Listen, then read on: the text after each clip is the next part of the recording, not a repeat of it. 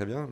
Je vais vous évoquer, si vous le voulez bien, les questions de fiscalité de l'économie numérique en quelques instants.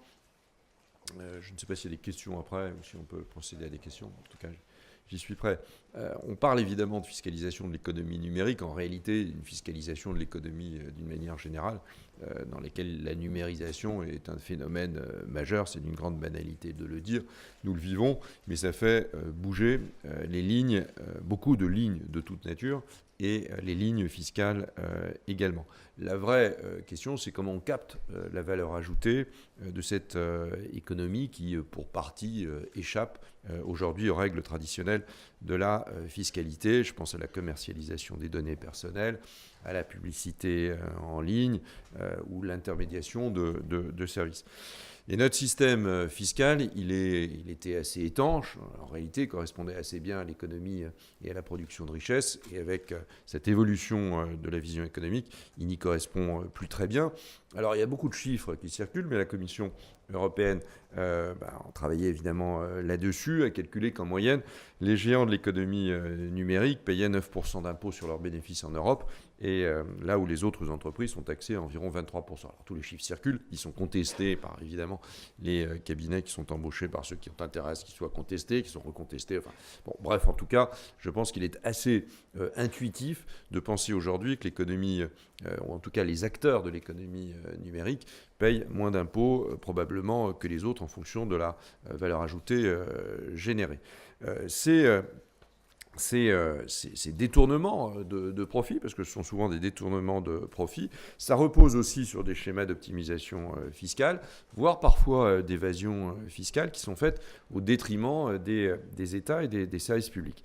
Alors, il y a eu beaucoup d'initiatives prises. Je pense aux initiatives qui ont été prises par l'OCDE depuis maintenant pas mal d'années. En réalité, depuis les années de la présidence de Nicolas Sarkozy, où l'OCDE est revenu dans le dossier fiscal à plein. C'est une longue histoire.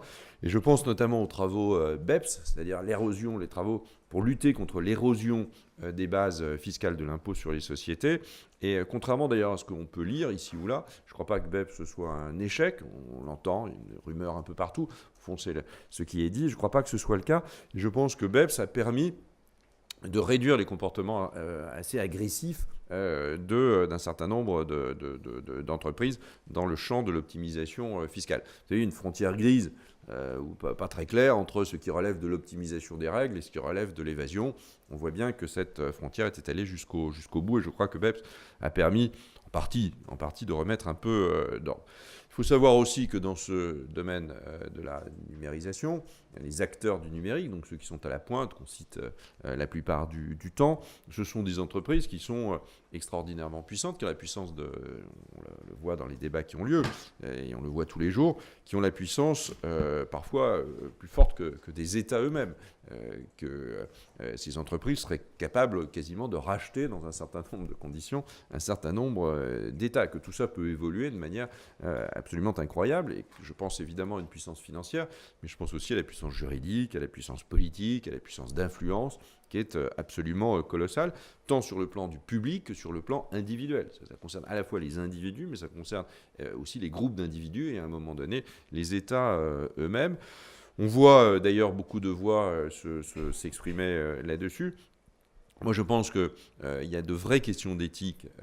Il y a de vraies questions d'éthique. Quand on manie des données personnelles, il y a de vraies questions d'éthique qui se posent. Je pense que ceux qui ont créé ces entreprises, qui sont à coup sûr des gens géniaux, ont été dépassés par le succès. Et que, en réalité, je ne suis pas sûr que la capacité éthique qui soit la leur aujourd'hui soit à la hauteur de la puissance qu'ils ont. Et c'est une vraie question. Et d'ailleurs, quand on voit un certain nombre de patrons de ces entreprises qui en sont parfois, pas toujours, mais parfois les fondateurs, on voit quand même que la discussion avec les chefs d'État, elle a lieu maintenant un peu tout le temps, que c'est sous la contrainte qu'ils évoluent, et toutes ces questions posent quand même des questions très, très, très claires de souveraineté. C'est plus du tout la science-fiction, c'est la réalité de notre vie d'aujourd'hui. On est sans doute à la croisée de chemin sur les questions de régulation. Et on voit que le système fiscal est depuis toujours fondé sur, au fond, la capacité à faire de bénéfices, puis ces bénéfices, ils sont taxés. Alors après, il y a une organisation internationale de ça, mais ces bénéfices, ils sont taxés. Donc les entreprises, lorsqu'elles font plein de bénéfices, en réalité, on ne voit plus très bien où ils sont taxés, puisque c'est une valeur souvent immatérielle et qu'on a bien du mal à mesurer l'immatériel. C'est plus difficile à mesurer que le matériel lui-même. En tout cas, la transférabilité de l'immatériel est très élevée, et toutes les notions de prix de transfert souvent explosent compte tenu de la complexité des choses. Donc difficulté à fiscaliser lorsque ces entreprises font des profits tout à fait gigantesques. Mais difficulté aussi à fiscaliser lorsque ces entreprises extrêmement puissantes ne font pas de profit, et lorsqu'elles font des pertes pendant des années, lorsqu'elles vivent au fond au crochet de leurs actionnaires. Et ça, c'est une vraie question, parce qu'en général, la fiscalité taxe les profits. Lorsque on voit l'entreprise Uber entrer à la bourse, on voit que cette entreprise-là, elle génère beaucoup de valeur, puisqu'elle est valorisée à plus de 80 milliards de dollars, mais qu'elle génère aussi beaucoup de pertes. Où se trouve la fiscalité là-dedans? Où se trouve-t-elle?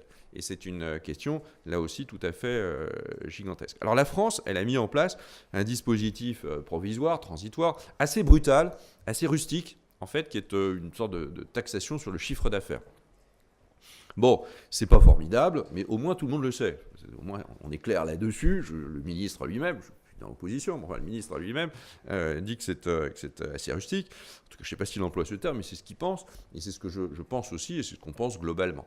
Mais fallait-il ne pas le faire? Non, je pense que c'était plutôt une bonne idée que de le faire. D'ailleurs, on a plutôt soutenu cette idée, qui est une idée provisoire. Il faut qu'on aille beaucoup plus loin sur ce sujet, et on voit que les discussions prennent beaucoup de temps. En Europe, elles sont terriblement contraintes par la règle de l'unanimité dans le domaine de la fiscalité, et sur le plan international, c'est long parce que c'est justement international. Donc c'est bien que la France puisse montrer un chemin qui est sans doute pas le chemin de l'arrivée définitive, c'est pas l'endroit où on veut aller, mais en tout cas c'est un chemin qui est sans doute provisoire, mais nécessaire. Et d'ailleurs il est tellement nécessaire que les Américains sont montés au créneau contre ça. Moi j'ai reçu un sous-secrétaire d'État américain, enfin, qui est l'homme responsable des négociations internationales pour le Trésor américain, qui s'appelle Chip Harter. Il est passé, il a rencontré un certain nombre de ministres et d'administrations centrales. Il a aussi voulu rencontrer le président de la Commission des Finances et quelques parlementaires pour nous demander de retirer ce texte. Pour nous dire, vous ne pouvez pas faire ça, c'est pas normal, c'est pas bien. Bon, c'est pas bien pour les entreprises américaines, sans doute. C'est juste payer un peu de fiscalité. Il n'y a rien de nouveau sous le soleil. Donc il faut bien qu'elles payent un tout petit peu de fiscalité, que ce ne soit pas uniquement une fiscalité négociée. Depuis quand on négocie la fiscalité? Quand il y a un conflit, quand il y a une position différente sur un cas précis, mais pas dans son principe. Pas dans son principe. Et on voit bien qu'on est aujourd'hui dans des règles qui sont plutôt celles-ci et que les Américains aimeraient bien les favoriser.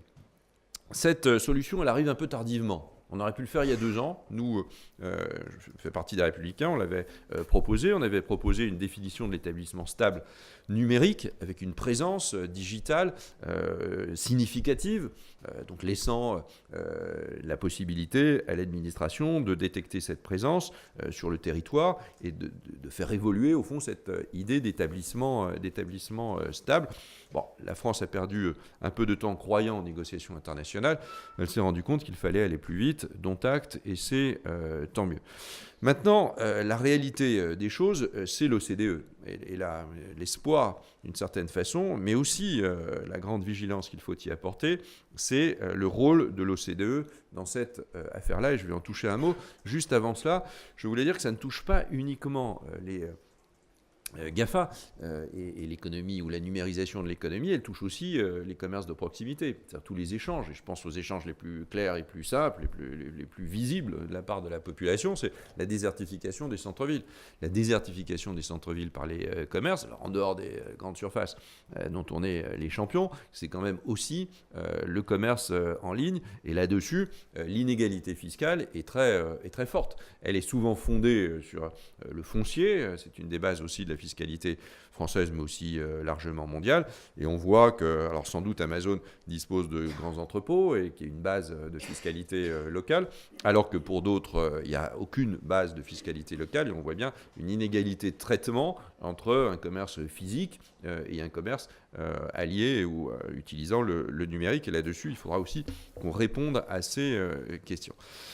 Alors j'en reviens à l'OCDE. L'OCDE, c'est la volonté, au fond, de faire évoluer de façon assez majeure le système fiscal mondial, qui serait au fond de plus en plus d'essayer de consolider mondialement des bénéfices et puis de les répartir en fonction des clés qui ne sont pas les clés d'aujourd'hui. C'est donc une atteinte aussi à la souveraineté des pays. La fiscalité reste un outil de souveraineté. C'est-à-dire pourquoi l'Europe n'a pas de fiscalité européenne ou de règles fiscales européennes en dehors de la TVA, même s'il y a des libertés de taux contraintes. Pour le reste, l'unanimité prévaut et c'est bien difficile de le faire. Mais là, plus loin, l'OCDE veut procéder à une nouvelle répartition des bases de l'impôt sur les sociétés. Les règles traditionnelles seraient abandonnées et puis on pourrait passer à l'idée de pays de consommation. En réalité, c'est la consommation qui fait la valeur ajoutée. C'est une vieille histoire. Dès les années 90, les États-Unis parlaient de cela, à propos des fromages, et notamment des fromages français. En réalité, la valeur ajoutée du fromage, vous voyez, on est loin du numérique. La valeur ajoutée du fromage, c'est pas tellement le producteur qui l'a fait, c'est le consommateur qui l'achète ou qui l'achète pas. Et à partir du moment où il l'achète, c'est là où il faut taxer. Alors ça crée beaucoup de questions. Est-ce que c'est vraiment la valeur ajoutée, la consommation ? Est-ce qu'en vérité, cette consommation, elle change, elle fait exploser etc. Et les grands pays de consommation y ont intérêt, donc les grands marchés, et les pays de production comme la France, il y a un intérêt mitigé. Il faut quand même regarder ça de près, et il y a assez peu d'études dans ce domaine-là. Donc va-t-on ou pas vers une solution de cette nature ? C'est aujourd'hui la question. L'OCDE y va assez directement. Et l'OCDE n'est pas un organe totalement neutre. C'est aussi un organe composé de pays avec des luttes d'influence à l'intérieur et donc très puissant mais politiquement présent. La solution qui tient un peu la corde, c'est l'idée de marketing intangible, pour reprendre le terme anglais, c'est-à-dire qu'en vérité, actifs immatériels de commercialisation sont des éléments majeurs pour reconnaître, en fait, on reconnaît juste un acte physique qui est celui de la consommation. Le lieu de production, il est tellement différent, il est tellement soumis à complexité entre le partage de la propriété industrielle, de la recherche et développement, qu'on abandonnerait ou on pourrait abandonner ces caractéristiques-là. Ceci doit être vraiment très discuté. Et je pense que la France, elle ne peut pas uniquement prendre acte de cela. La France est un petit pays de consommation à l'échelle du monde, c'est plutôt un grand pays de production. On a encore et beaucoup de grandes entreprises françaises. Il ne faut pas qu'on se comporte uniquement comme un pays de filiales. On a un pays de groupes industriels et de groupes qui se sont forgés au fur et à mesure des années. Alors certes, on n'en crée plus beaucoup des groupes, mais enfin ils existent et ils dominent le monde dans leur domaine très souvent. On est le 5e pays de siège social de grandes entreprises multinationales. Donc nous sommes un pays de production, nous sommes un pays de recherche, nous sommes un pays où nous émettons une valeur ajoutée très forte, très loin uniquement de la fiscalité. Donc ce serait assez particulier que le crédit impôt recherche dont nous faisons bénéficier nos entreprises, ce crédit impôt recherche serait finalement taxé, c'est-à-dire les résultats de ce crédit impôt recherche seraient finalement taxés, les fruits de la taxe, les recettes fiscales publiques générées seraient générées demain en Chine ou aux États-Unis ou sur d'autres marchés de consommation. Il y a donc un risque tout à fait majeur pour nos finances publiques et surtout il n'y a pas de chiffres. C'est-à-dire que nulle part, ni l'administration française, ni l'OCDE aujourd'hui n'ont véritablement fait des études d'impact pour mesurer le risque que cela ferait prendre à nos pays. Et là-dessus, je pense que nous devons être extrêmement vigilants, comme je l'ai dit beaucoup de fois, mais on est à ce niveau-là. Donc je voudrais juste attirer votre attention là-dessus. On était à une croisée des chemins, je ne sais pas ce qui sera fait, personne ne peut le savoir. On voit bien qu'il y a, d'ailleurs les États-Unis et la Chine sont plutôt d'accord mais pas totalement alignés, n'ont pas la même vision de la globalisation du monde d'aujourd'hui. Les États-Unis l'ont moins probablement que les Chinois l'ont d'autres. En tout cas, il y a un désalignement entre ces deux grands pays et ce désalignement aujourd'hui convergent quand même d'une certaine manière pour considérer que les pays de consommation, ce ne serait pas nécessairement une mauvaise idée. À nous de réagir non naïvement, à nous de ne pas subir en réalité tout cela et d'avoir une feuille de route dynamique. C'est possible pour la France. Moi, j'aimerais que ce soit possible pour l'Europe. On a une dizaine ou une quinzaine de jours des élections européennes. J'aimerais que l'Europe soit plus forte dans ce domaine-là. L'Europe est évidemment assez éclatée sur le plan fiscal, c'est le moins qu'on puisse dire. Il faut qu'on pèse au sein de l'OCDE. En réalité, on pèse assez peu au sein de l'OCDE en tant qu'Europe. C'est les pays qui pèsent au sein de l'OCDE. Et là-dessus, on ne peut pas se satisfaire de cette situation.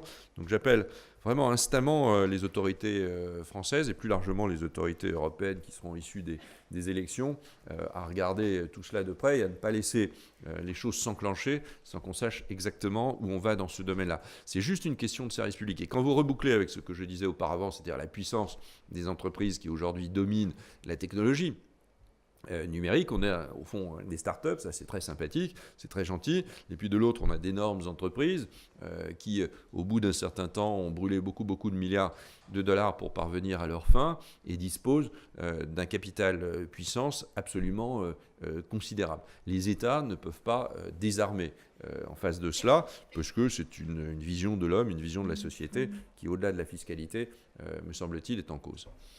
Je vais peut-être m'arrêter là sur ce propos liminaire. Rejoignez-nous, Éric, pour répondre à quelques questions. Merci déjà pour cette première perspective et analyse. Donc on voit bien que la fiscalité peut être un événement de souveraineté, une vraie question. Venez peut-être un tout petit peu plus dans la lumière, parce que je vous trouve très très sombre d'un coup d'un seul. Ou alors il faut de la lumière. Ah, deux. Et la lumière fut.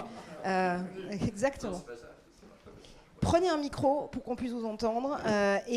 Donc on voit bien, encore une fois, que la fiscalité devient un élément sine qua non de souveraineté, devient un élément sine qua non aussi d'armes, de lutte dans en tout cas cette guerre nouvellement économique et sociétale qui nous oppose au GAFA, acronyme convenu s'il en est. Concrètement, à un moment où même quand la France fait des démarches de son côté et part en cavalier seul parce qu'elle n'a pas réussi à se mettre d'accord avec l'Allemagne, puisque de l'autre côté les États-Unis augmentent les tarifs de l'acier, parce que des États membres continuent en Europe à jouer sur leurs avantages fiscaux et que quand je suis une plateforme américaine ou chinoise, même si j'ai envie de redorer mon blason et de montrer qu'en matière fiscale, je peux aussi apporter ma contribution à l'édifice, quand on me propose 27% de taxes dans un État contre 45% dans l'autre, je ne suis pas tout à fait non plus dénué de sens et des affaires, et je vais aller dans le pays où, évidemment, on me propose de payer moins d'impôts. À quel moment ça s'arrête, en fait, ce jeu de dupes ? En Europe ou d'une manière générale ? En Europe. En Europe. Le jour où on changera l'idée de l'unanimité sur le plan fiscal. Quand vous avez l'unanimité, ça veut dire que vous avez quasiment aucune chance d'avoir la moindre décision. Le seul sujet fiscal, c'est la TVA, comme je l'indiquait, avec juste des contraintes en termes de taux, une volonté de libéralisation d'ailleurs des choses, mais qui a bien du mal à se mettre en avant. Et puis c'est une autre initiative qui est le calcul de l'assiette de l'impôt sur les sociétés, consolidé ou pas consolidé. Enfin, bref, tout ça dure depuis une bonne dizaine d'années et ça a aussi bien du mal à sortir.